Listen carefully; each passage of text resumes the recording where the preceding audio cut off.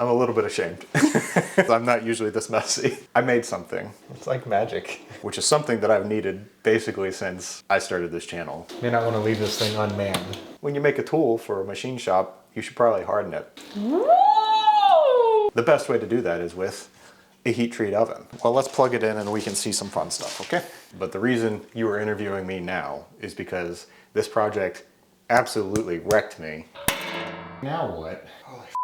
This sucks. Perfect. I didn't think to come up with any sort of story to go along with it or talk to the camera much. You're gonna be my savior, my heroine.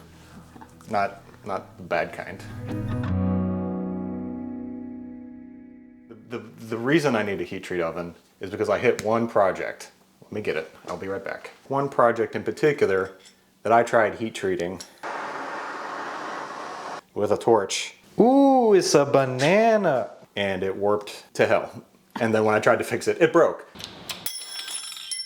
I needed a proper heat treat oven. So the first objective, the first requirement for this heat treat oven is that it's big enough, 18 inches long inside. The second requirement, and this is nothing against the other YouTubers who have made heat treat ovens, they typically look very utilitarian, and I don't like that. So the second requirement is that my oven look beautiful. Sorry, not beautiful, badass. The last objective is that it actually work. Pretty high bar, yeah. I didn't really come up with a plan other than kind of watching some YouTube videos, namely the YouTube video by Redbeard Ops, kind of pieced together my own flair, if you will. And so from there, I ordered materials. It was a massive pile of boxes, much larger than the final thing that I was making, so I got kind of concerned that I maybe over-ordered something. But it turned out to not be that much, because as you do with packaging when you unpackage packages, there's a lot of fluff in there, a lot of paper, a lot of cardboard. It condensed down to something quite a bit smaller. So I started off with the bricks because I thought this would be the thing that's going to take the longest, because there's like multiple layers and setups and you got to let things cure and all that kind of jazz. All right, we're just going to talk over the crows. Insulating fire brick, which I guess is a little bit different than regular fire brick. It's definitely lighter weight than your normal brick, so I guess it's kind of like the angel food cake of bricks. I knew this was going to be a multi-layer build and I'd have to pre-assemble stuff, so I started laying out a couple of the main slabs that I'd need, namely the top and bottom and the two sides.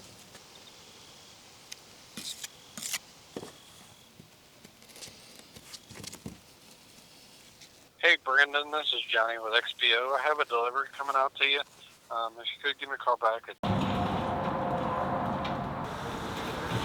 What about doing these backwards like that? Yeah.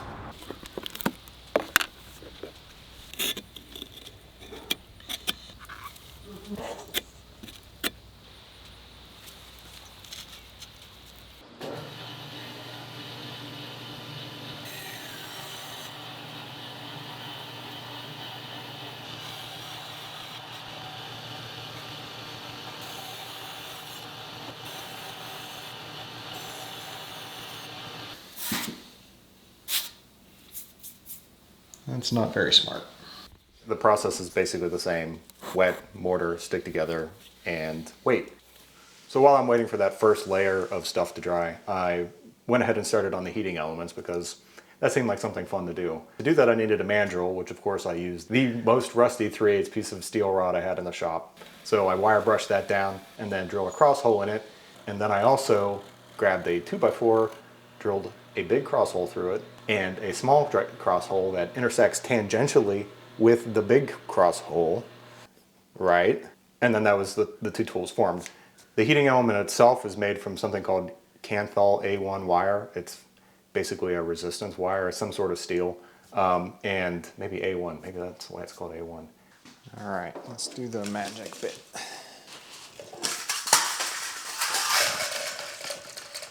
Well, there goes that whole spool. Not how I wanted to do it, but it'll work. All right.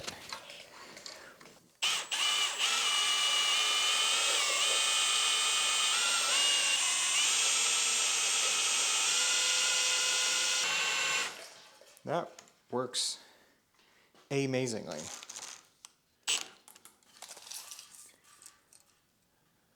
Just snip. Now, just Oh yeah.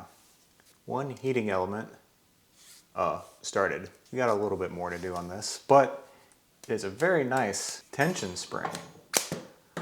Oh, it's got some pop to it. Need to find kind of the midway point. 11.5 ohms, 11.5. It's about there. So we'll cut that.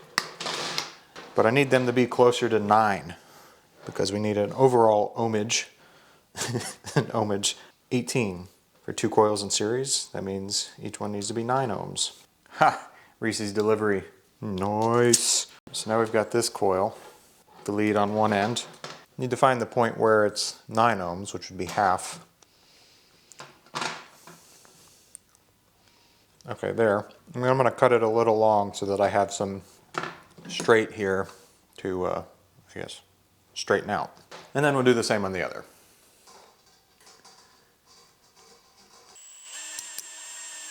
And so with the straightened ends, I could then bend those over and then put a little twist in them with the drill. And this effectively reduces the resistance of the ends, which is where all the terminal connections are going to be, and will prevent them from becoming as hot as the part where the coils are inside the furnace. Why are you looking at me like that? I'm very impressed. I haven't heard anything about this build other than you being down here until like 11 o'clock at night every night. Okay, yeah. 9.3, 9.5. So if I connect the ends of the two down here, how is 9 plus 9, 17? Well, what will 17.3 ohms pull? Let's do that math. So that was my target, but I'm 17.3. 240 divided by 13.8 amps. Which is still pretty close to 2/3 of 20 amps. So I think that's still going to be safe. At least it's not going to blow a fuse, and that's the important part. So now I got to do some more brickwork. And this time we get to do something a little bit fun because I'm going to use a power tool.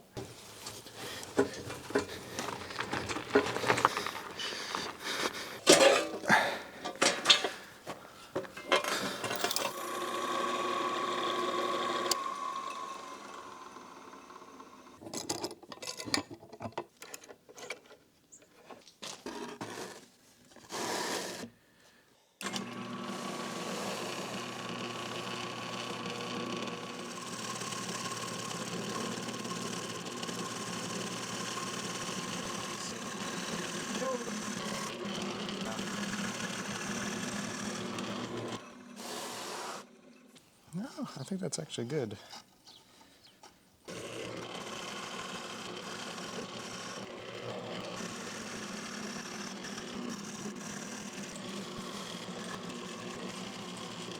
So with the two sides done, I can now assemble them onto the top and bottom slabs, which of course broke as soon as I moved them. And I'm not sure if this has to do with the table being not really flat or if I just didn't know what I was doing with the mortar because it was basically the first bricks I put together. After cleaning those up a little bit, I was able to just remortar them together, and then rather than wait for them to cure, I went ahead and put the sides on anyway. And again, we waited. Mostly because I ran out of mortar. We are on our way to a furnace.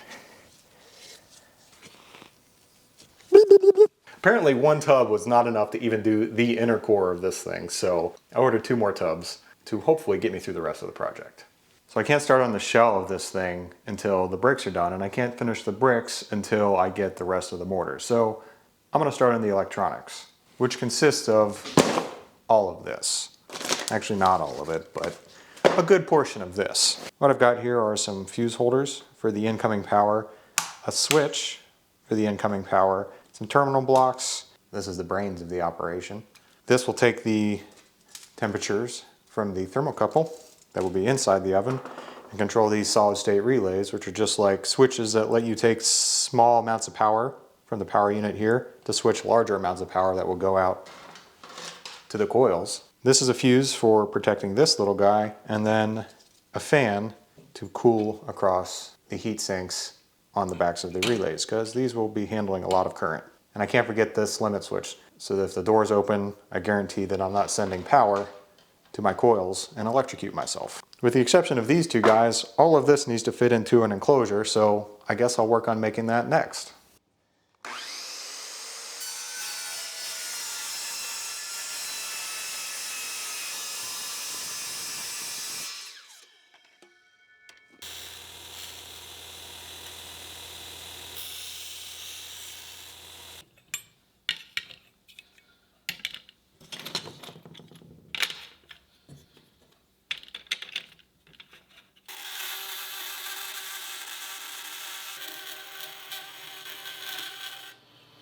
before I go bending this thing up, probably a good idea to cut all the holes in it. Really just going for aesthetics here, so maybe just kind of evenly spaced. Let's mark that up.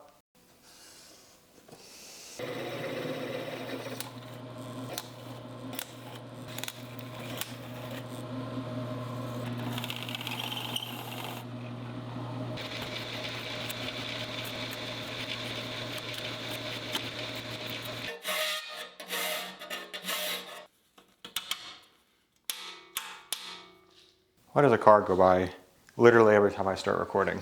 All right, now it's time to actually form this thing. What I really need is a press brake, but I don't have a press brake, but I do have a press. So maybe I can make it a press brake.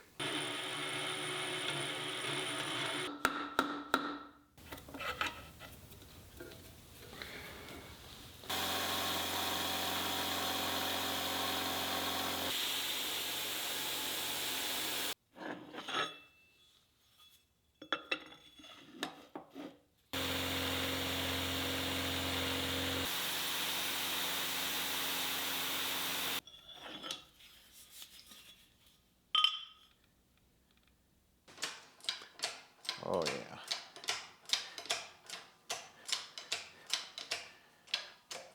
That actually did really well.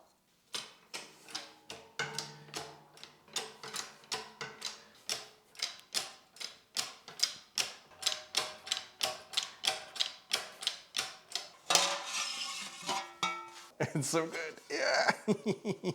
And that worked spectacularly. And I didn't have to spend $600 on a press brake, yet. But I do have one question for you. Are you ready for me to ruin your night? It's time to shave. No! No!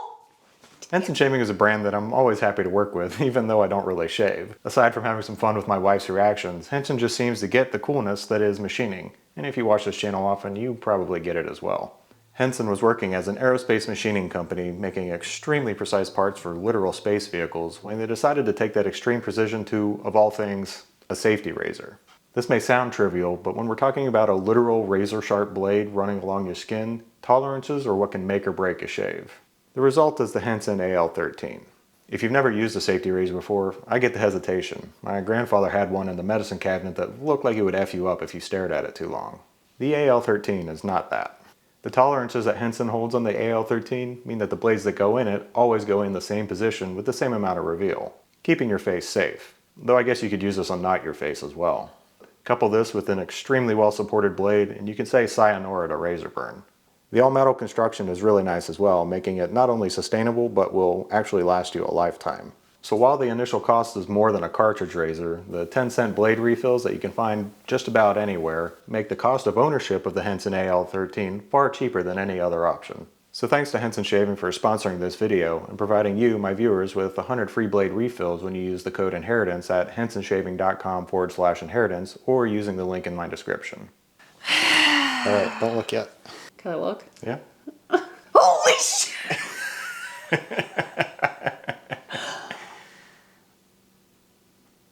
Not bad, right?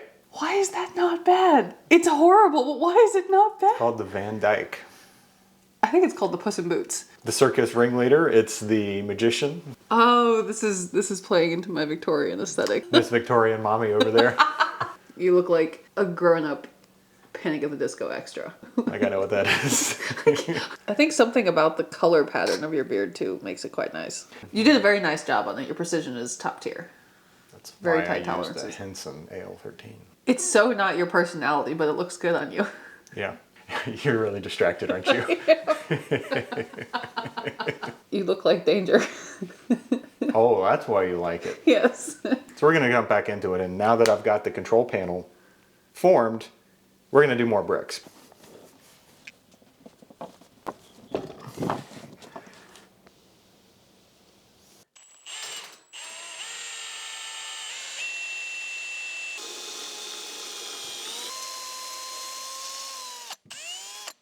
So with the holes drilled, I put the cap on, which also broke, and then started putting on the next layer of bricks, the final layer of bricks around the outside, and discovered that I ran out of mortar again. So we ordered 3 tubs this time to hopefully get through the rest of this. I have no idea how I thought one tub would do this entire thing. Literal zero thought. Mortar, buy it. That's it. Don't do any calculation to figure out how much you need at all. So now I'm going to start putting everything into the electrical enclosure, starting with the back panel, which will hold all the devices that mount to the back. But I'm going to first put in some holes and riv nuts so that it acts as like a standoff, so that when I screw all these components in, it doesn't stick out the back and look really ugly. It just pops in. Fuses. And one for the PID module.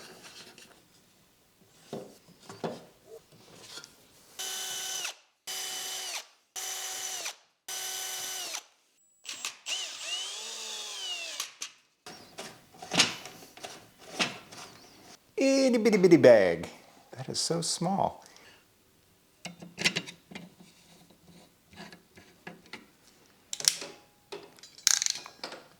Oh, I'm gonna do that again. Oh.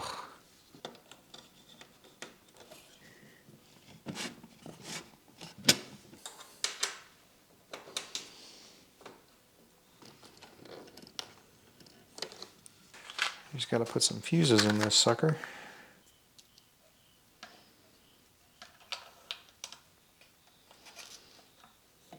Plug in. All right. Hey. Letters and numbers. I didn't have to do anything, it just works. And then back to the bricks, because the last batch of mortar, hopefully, has arrived. And so I attached the final layer of bricks around the outside, sanded away the extreme discrepancy in lengths on the back from all the different mortar joints and stuff to a flat surface, and then added the last layer of bricks, of all the bricks, onto the thing. So the next problem I had to figure out was how to get round corners, which is pretty easy to do with the bricks, because I can just sand them.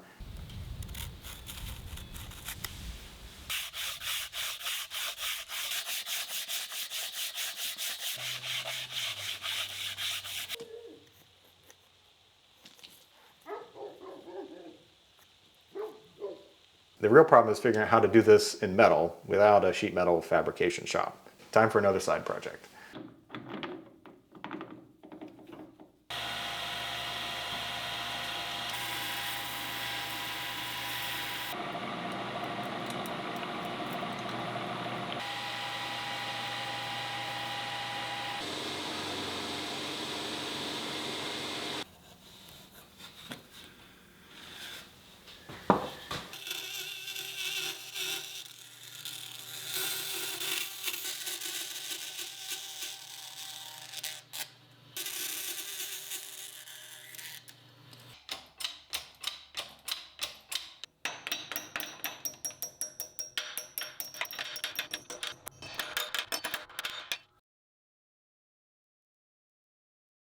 So here's where I have to admit something that I'm not particularly proud of. I did buy the $600 slip roll, shear, and press brake. The project was approaching crunch time and I needed a really quick way to do this. And after a very catastrophic encounter with a curb and nearly blowing my back out getting it out of the car, I now have a new tool in the shop that doesn't work as well as I thought it would. I bought this primarily for the slip roll on top. But before I got to the actual shell, I needed to make the 4 face plates that will kind of enclose everything with the nice round corners on them. And to do this, I decided to actually use the press brake that is on this new piece of equipment. Turns out it sucks and doesn't do it at all. So it turns out I didn't completely waste my time making the press brake for my press.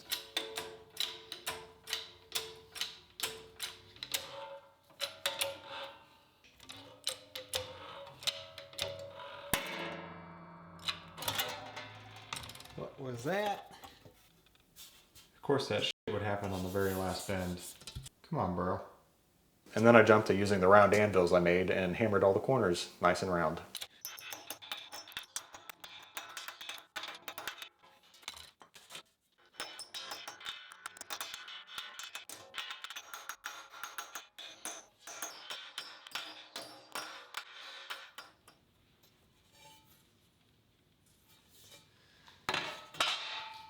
Leaving me with the final obstacle that I've been avoiding for the whole project, of bending the shell. Fourth time's the charm.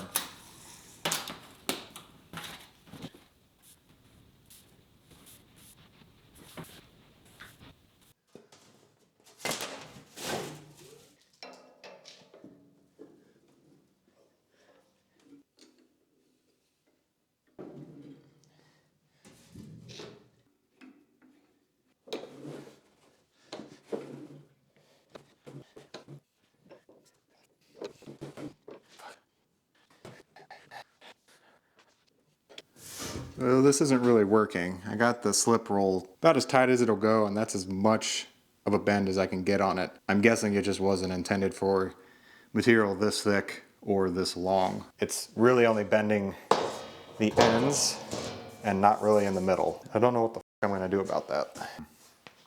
This sucks.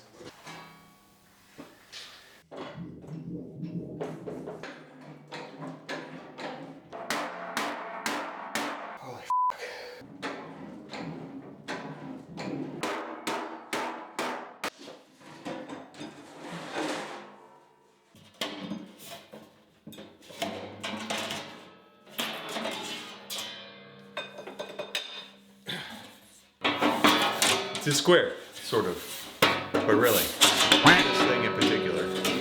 The door shell was a piece of cake considering it was only 2.5 inches wide, much more within the capacity of this piece of equipment.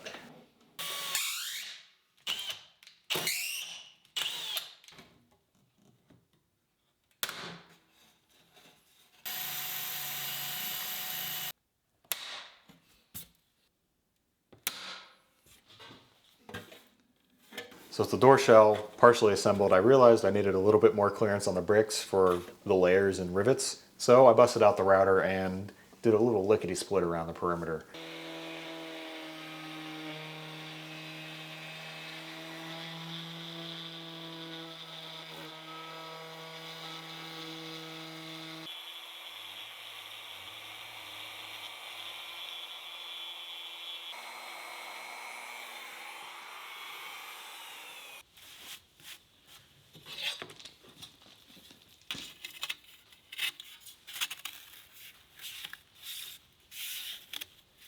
At this point, I also discovered that the bricks were about 1/8 inch larger than the shell that I made. So rather than hand sand all that, which would probably take like 4 hours, I just busted out the orbital sander and made really quick work of it, which I wish I would have thought of 5 days ago.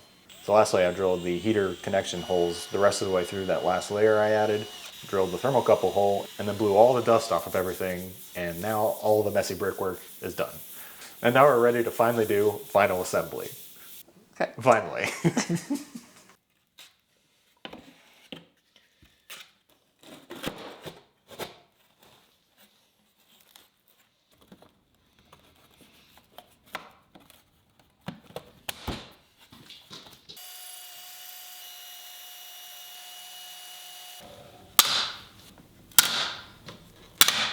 Sir! Sure. You've made a lot of stuff in our life. That's so impressive. Freaking nice, man. That's actually really nice. Nice beefy door.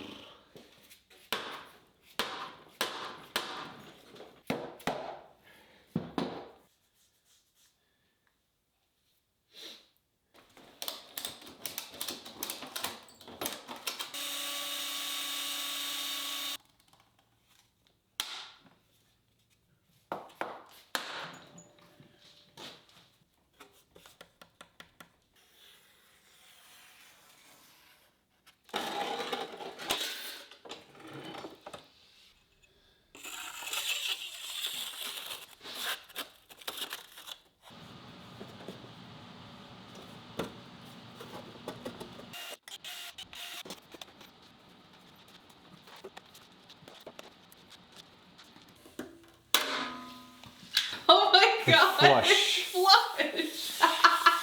You I take overdo tools it. that should not be able to do what you're making them do, and then you make them do it. So now that the whole body is assembled, I needed some legs for this thing to stand on. So I bought some 1/8 inch thick aluminum for the job.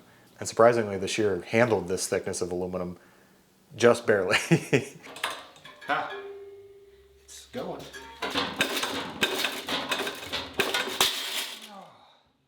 But the real problem happened when I went to bend it, and I discovered that my die was too sharp.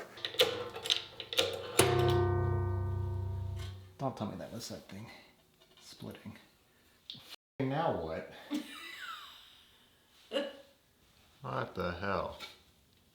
But even after figuring out that problem, I discovered that trying to keep a straight bend that long with a short die just wasn't happening. It's a severe wonky donkus, and I really don't like that. So I think I'm gonna forego trying to bend this. Just use some brackets.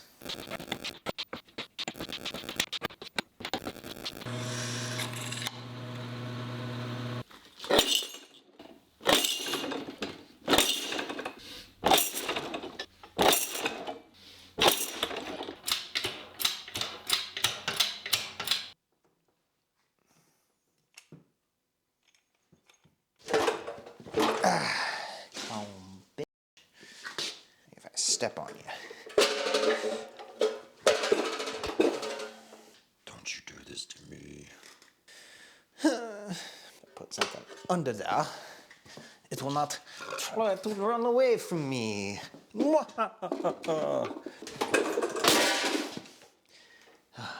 You never know when that thing pops what's actually popping.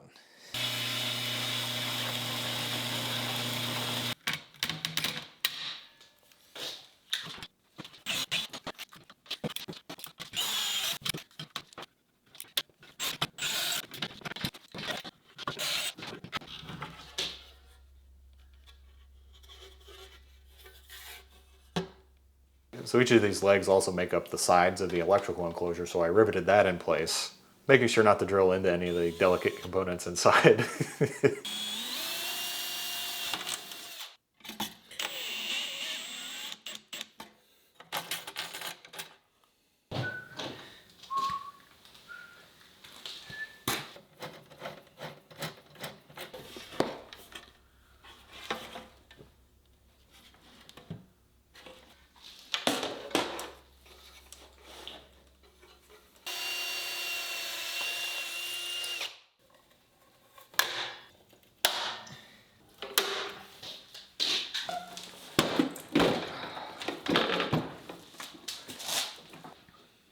Well, this should be fun. I think I found the hole. I'm in the hole. Why you be like this? What are you doing? Through me for thinking this would be easy. Hey, hey, hey, hey. Fish the next one through. There we go. Beautiful.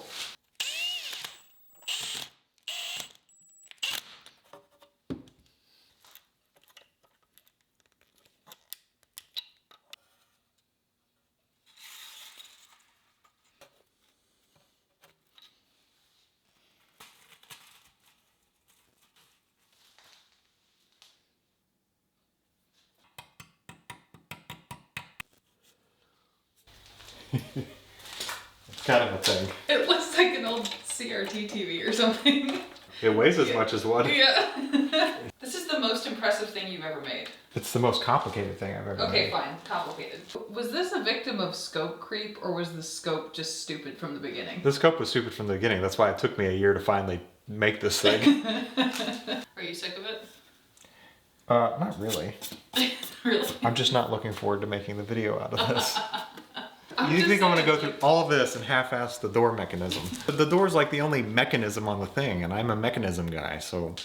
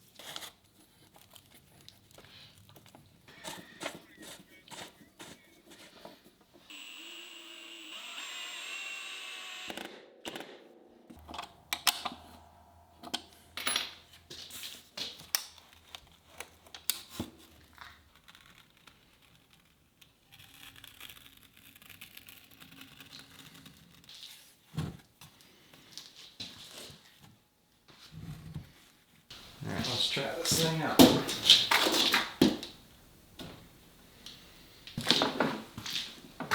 Shoot. We're gonna go up. Are you ready? Well, what did you make? You made it very big. This. It's very Very pretty. nice. Okay. That's extremely impressive. What if you need to heat treat something wider than that? You don't. We have a nice control panel here. Very nice control panel underneath, not to the Underneath. side. Not to the side, because heat rises. Well, let's plug it in and we can see some fun stuff, okay? So, 240 volts, baby. So this is the current temperature in Celsius.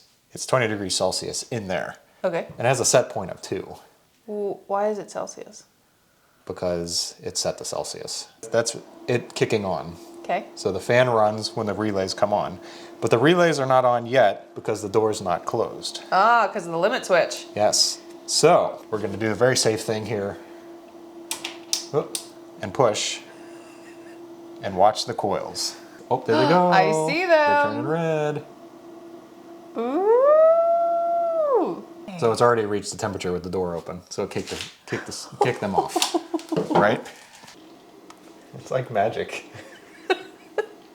I need to do a test to see how long it takes to get to like 800C or something. But it can do a heat soak. So that's the cool thing about this little dude here. It has Bluetooth and I can connect it to a phone. It's basically a program ramp in soak times. So I can do like a whole like multi-tiered like heat up and cool down cycle. It already hit 325. It's already at temperature? Yeah. You're kidding. That was like, what, 2 minutes? Let's heat up some steel. I think 800C is the temperature you want.